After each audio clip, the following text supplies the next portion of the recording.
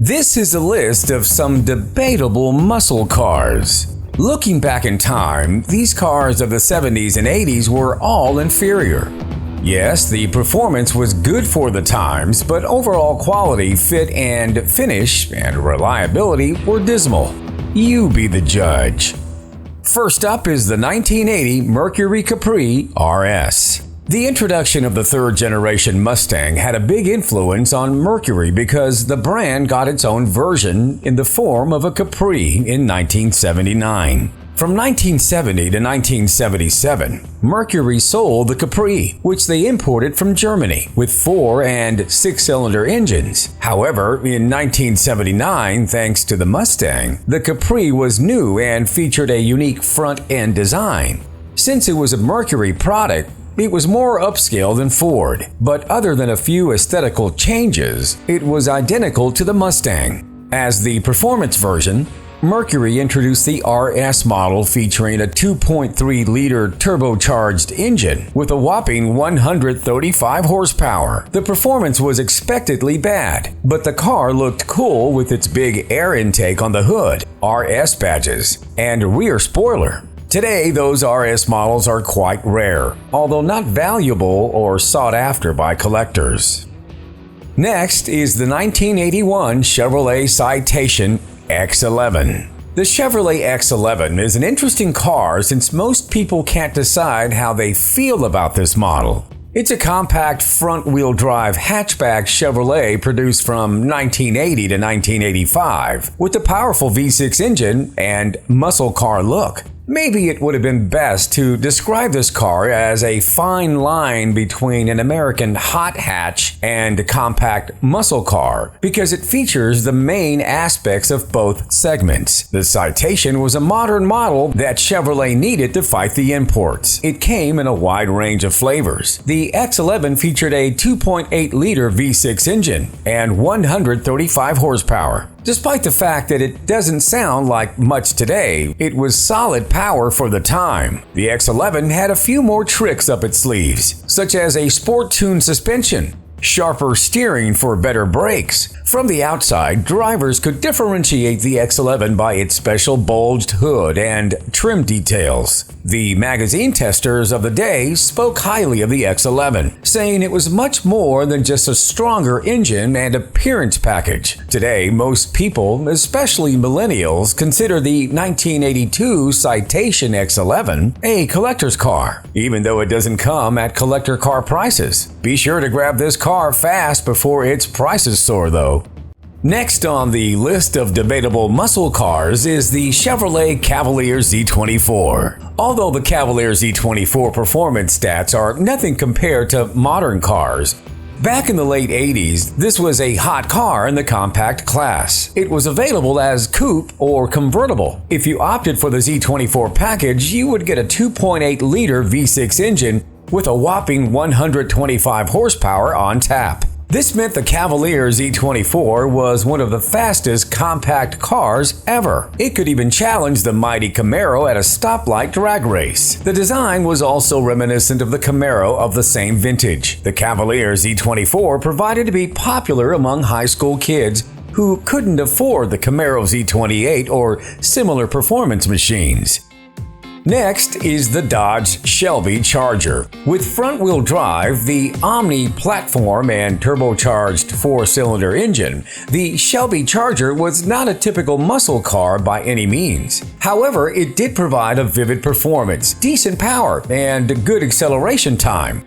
But most of all, it combined two of the greatest names in the American performance portfolio, Shelby and Charger. Dodge based it on the Omni GHL, so the Shelby Charger shared the drivetrain and the 2.2-liter turbo engine that produced 175 horsepower. For such a small and light car, it had loads of power. The Shelby Charger could accelerate to 60 miles per hour in just 7.5 seconds. making it one of the fastest accelerating American production cars for 1987. Despite the famous name and good performance, Shelby Chargers aren't all that collectible. However, most car fans feel it deserves more recognition and respect since the Dodge Shelby Charger is part of the American performance portfolio from the 1980s. Even today, it's the most affordable way to obtain a genuine Shelby car.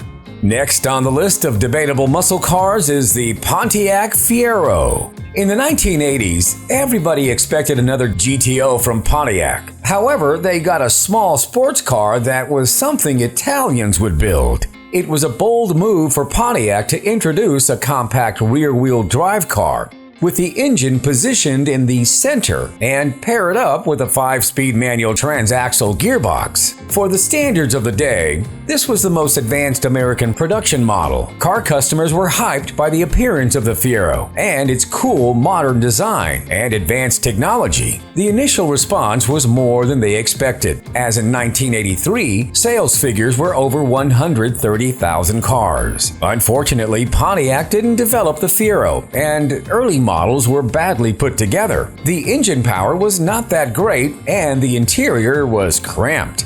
GM responded by upgrading the car, and by the end of the 80s, the Fiero was a sports car with 150 horsepower from a 2.8-liter V6 engine. Next is the 1979 Oldsmobile 442. The lowest point of the 442's evolution came in 1978, where they offered it as an option on a smaller Oldsmobile model, the compact Cutlass. The tragedy is that the 442 option was available on a V6 and 305 V8 model with a 4-barrel carburetor. The max power was 160 horsepower for 1978 and 170 horsepower for 1979. That was only about a third of what a true Oldsmobile 442 would generate back in the day. The other shocking fact is that the 442 option came in a hatchback body style, which was absurd. Fortunately, in the early 80s, the 442 returned as a more serious performance machine. However, those 1978 to 1979 models were the lowest point in the history of this legendary muscle car.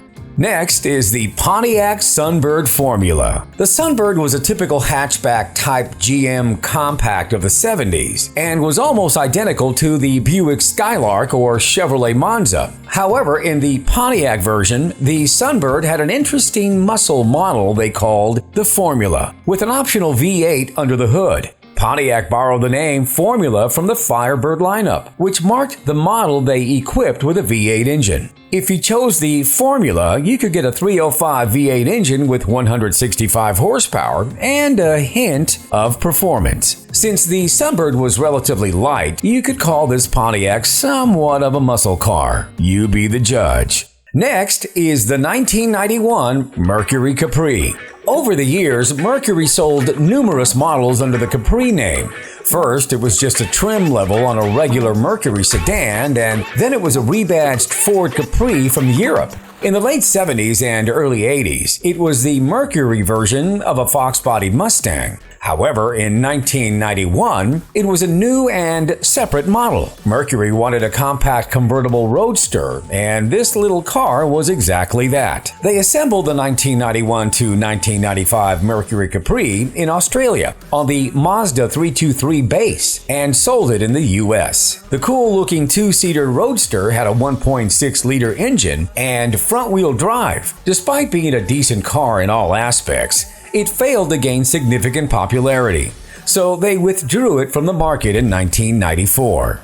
Next is the Mercury Comet. Mercury has used the name Comet in their history a few times. First, it was Mercury's version of the compact Ford Falcon. Next, it was on an intermediate model, and finally, they produced the Comet based on the compact Ford Maverick. Mercury presented the Comet in 1971, originally selling it as a two-door semi-fastback on a smaller chassis shared with the Maverick, Pinto, and later the Mustang II. The base engine was a 100 horsepower 170 straight-six, but demanding customers could get a 302 V8, turning the compact Comet into a 1970s muscle car. Although practically the same as the Maverick, the Comet had a bit more options, a higher price, and a more upscale appearance. Next up on some of the debatable muscle cars is the Plymouth TC3. The Plymouth TC3 and its twin brother, the Dodge Omni, are forgotten Mopars, and they came from the time when American performance was a pale shadow of its former self in the late 70s and early 80s. The idea behind this car was to offer a compact, modern-looking sports model with a small engine and cool features. Unfortunately, the engine displaced only 1.7 liters, and it had the low power of just 63 horsepower. This meant the TC3 was a slow, forgettable model.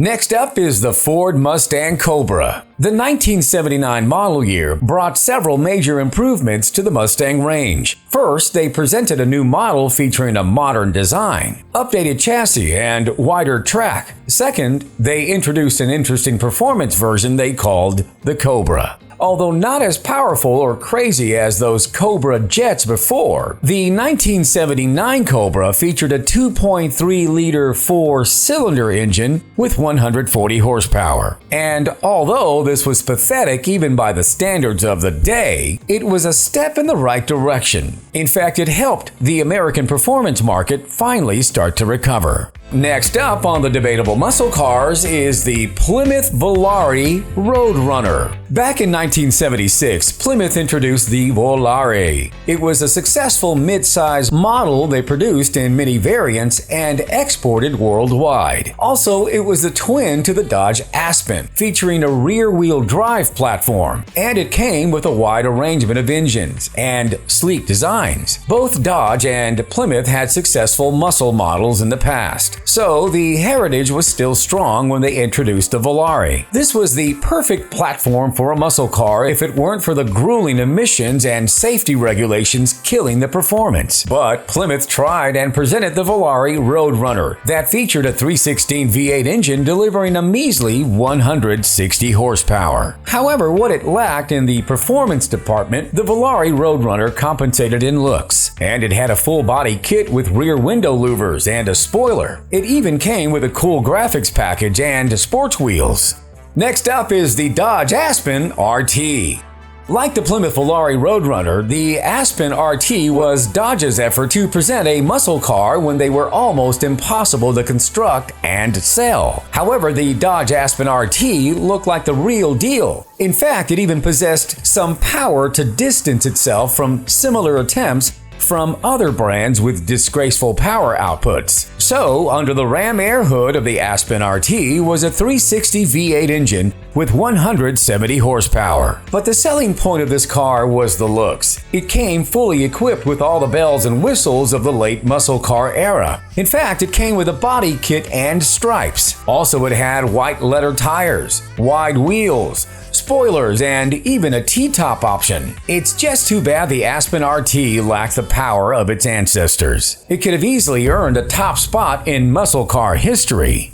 Last is the Oldsmobile Starfire GT. The mid-70s weren't an especially good period for Olds performance, so when they introduced the new compact Starfire model, their engineers decided to present a performance version. They called it the Starfire GT, and it was basically an appearance package on a regular Starfire hatchback, with special body stripes, color, details, wheels, and a stabilizer bar. The Starfire GT was more dynamic than the regular model. Also, it was the closest thing Oldsmobile had to a sports or muscle car in 1976.